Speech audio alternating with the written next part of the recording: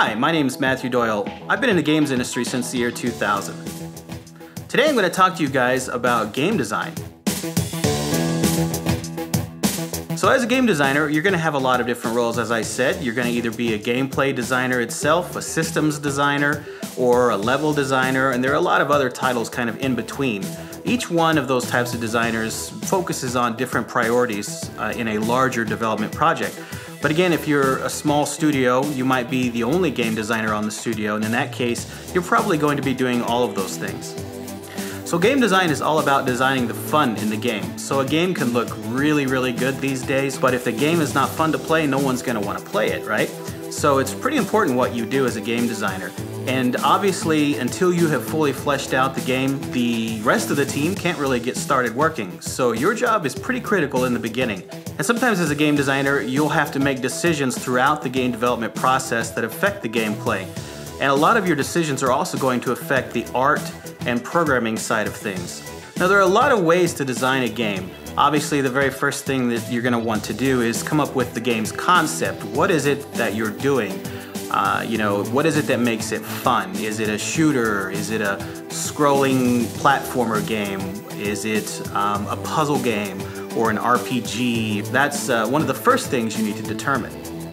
One of the traditional ways to design a game is to create what's called a design document. You can divide those different subjects inside your game design document into smaller, more manageable documents. You might have a document just for level designs, just for character controls, and so forth and so on. Now, aside from creating a design document, a more modern approach, it would be to go right into designing your game on the computer itself using 3D art tools or game engines, where you're actually creating a very rough prototype of your game. And this approach is really helpful when you want to see what your game is actually going to feel like. And in fact, even if you do a design document, you may want to go with a prototype right after you've designed your game on paper. The idea, though, is to design the fun into the game, into the prototype, and be able to feel it with your own hands, to be able to pick up a controller and find out if the game plays well or not.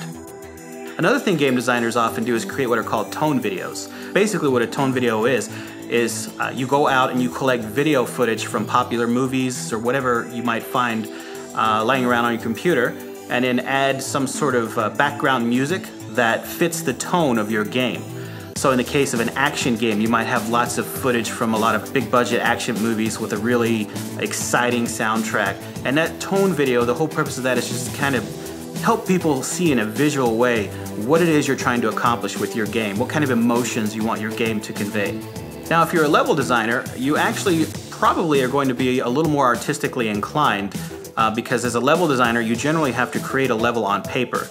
And level designers often also move into the job of environment artists, where they're actually creating the worlds in the 3D art tools or in the game engine. And so this is generally a design position that I would consider kind of a hybrid job, where you're both designer and artist. As a level designer, some of the things you'll want to do is to study actual architecture in the real world. Now, a lot of times you're going to be creating a fantasy world, but you still want to have a grasp of reality in real architecture in your worlds, so that the players, when they're experiencing your world, will feel a sense of connection. So there's a couple of ways that you can do your designs. Obviously, you can draw them on paper. You can also draw them with a drawing program like Sketchbook or Photoshop. And then also you can actually build them out inside of a 3D tool like 3ds Max, Maya, whatever, and create basically gray boxed or rough geo levels that again can be part of the prototype of the game design. And this is something you would do very early in the process. So as a game designer, it's really hard to avoid feature creep. What you really want to do is avoid adding too many features to your game. Chances are you're not going to have the budget or the time to put those 20 things in as well as you'd like them to be. It's better to focus on 1, 2, maybe 3 things that your game does really well, and that is it. Cut your features at that, and as the project proceeds, make an effort to avoid feature creep. A good producer is going to come in handy to help you stay on that track. As a game designer, remember, it's your job to make the game fun. Yes, your game can be difficult, and sometimes very difficult games are really popular, but players enjoy being rewarded, They hate being punished. And that means rewarding your players, not punishing them.